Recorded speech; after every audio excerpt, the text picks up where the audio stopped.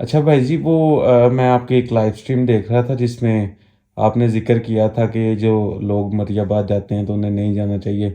उस पे आपने लॉजिकल रीजनिंग दी कि क्यों नहीं जाना चाहिए। हम्म। पर मैंने जितने भी इंटरव्यूज देखे हैं तो हम्म। लोग कहते हैं जी कि मतलब लोग उनसे पूछते हैं जी आप इधर क्यों आए हैं, तो वो कह रहे हैं हमारे क्योंकि दिल की मुरादें पूरी होती हैं। इसके ऊपर क्या नीचे क्या हमें नहीं पता। तो हम्म। आप इस बारे में क्या सोचते हैं कि वो कैसे उनके दिल की मुरादें पूरी होती हैं, या आप क्या समझते हैं इस बारे में?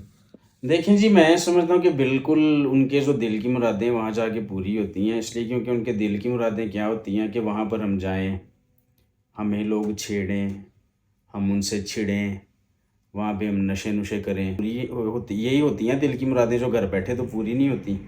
उधर जाके ज़रा आज़ाद हो जाते हैं, उधर फिर ये सारी दिल की मुरादें पूरी हो जाती हैं। तो जब वो कहते हैं ना कि हमारे दिल की मुरादें पूरी होती हैं, तो यही मुरादें होती हैं।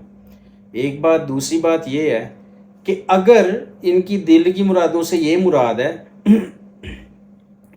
कि जी मेरी लड़की की शादी हो जाए, या हमारी लॉटरी निकल आए, या हमारी कमेटी जो है वो पहला नामा हमारा निकल आए, तो इस तरह की जो मुरादें हैं वो तो फिर हिंदू अपने मंदिरों में भी जाके ले लेते हैं। और इसी तरह की मुरादें जो हैं वो दरबारों पे जो लोग जाते हैं वो भी पूरी करवा लेते हैं।